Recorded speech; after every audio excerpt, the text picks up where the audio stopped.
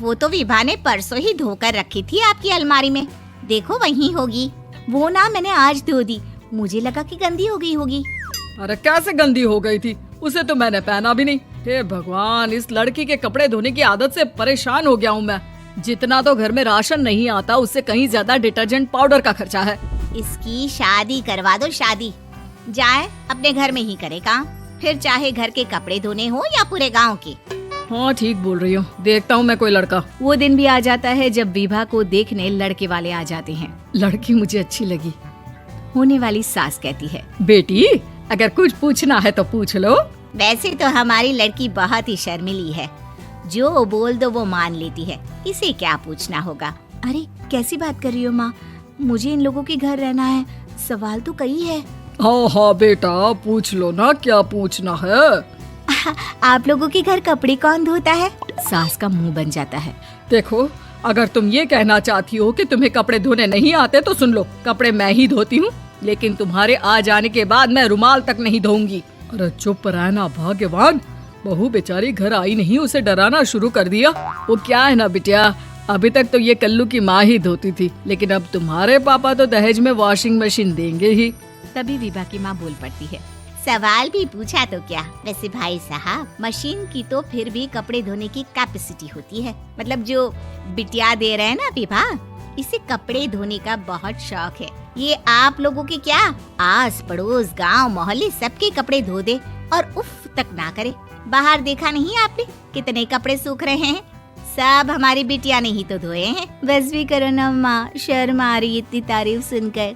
और तो और एक दाग निकाल कर दिखाओ तो मान जाऊँ। हाँ अच्छा, माफ करना बेटा, मैंने गलत समझा, हमें तो रिश्ता बहुत पसंद है। और ऐसे जुड़ जाता है रिश्ता कपड़े धोने का शौक रखने वाली विभा का। उसकी शादी हो जाती है कोयला फैक्ट्री में काम करने वाले कल्लू के साथ। शादी के बाद अचानक विभा चिल्लाती हुई सास के पास आती है। सासू माँ, अरे सासू माँ कहाँ है आप?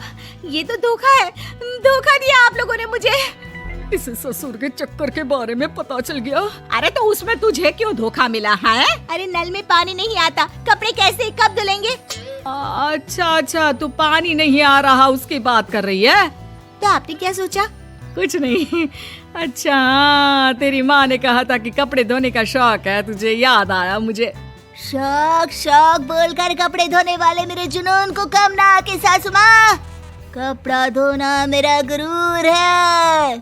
तभी पति भी वहाँ आ जाता है। अभी मैंने इसे सनी देओल की फिल्म दिखाई है, उसी के डायलॉग मार रही है माँ। अच्छा सुन, साफ बता रही हूँ, पानी सुबह 4 से 6 और शाम को 10 से 12 आता है, समझी?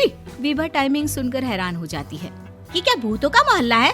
सुबह 4 बजे उठकर कौन कपड़े धोता है? 4 बजे टंकी में पानी जाता है, फिर सारा दिन धोना ना, किसने मना किया?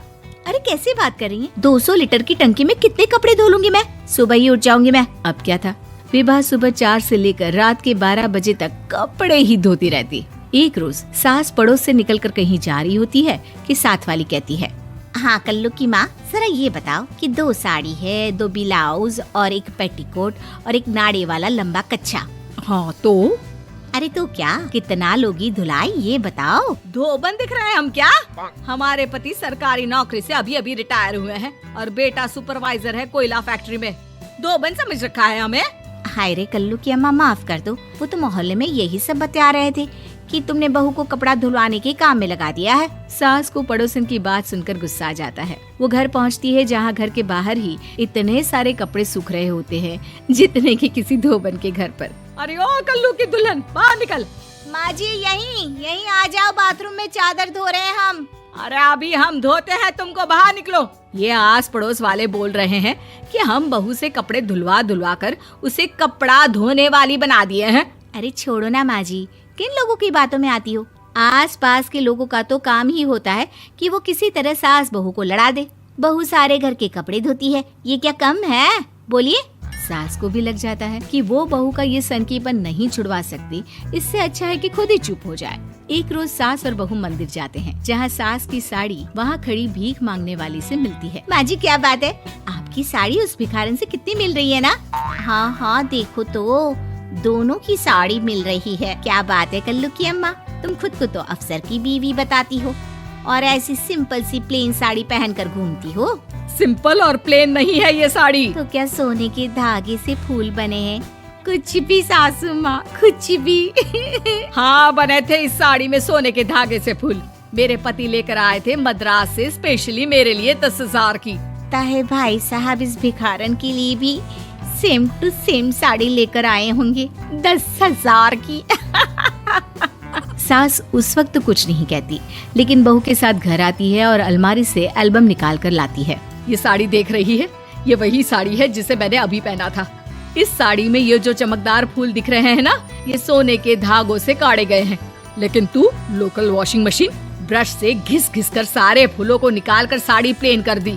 मुझे माफ कर दीजिए सासू माँ। और तो और, जब मैंने तुझे तेरी गलती के लिए कुछ नहीं कहा, लेकिन तूने तो सबके सामने मेरा मजाक ही बना दिया। क्यों? बहू को समझ में आ जाता है कि अब से उसका कपड़े धोना बंद।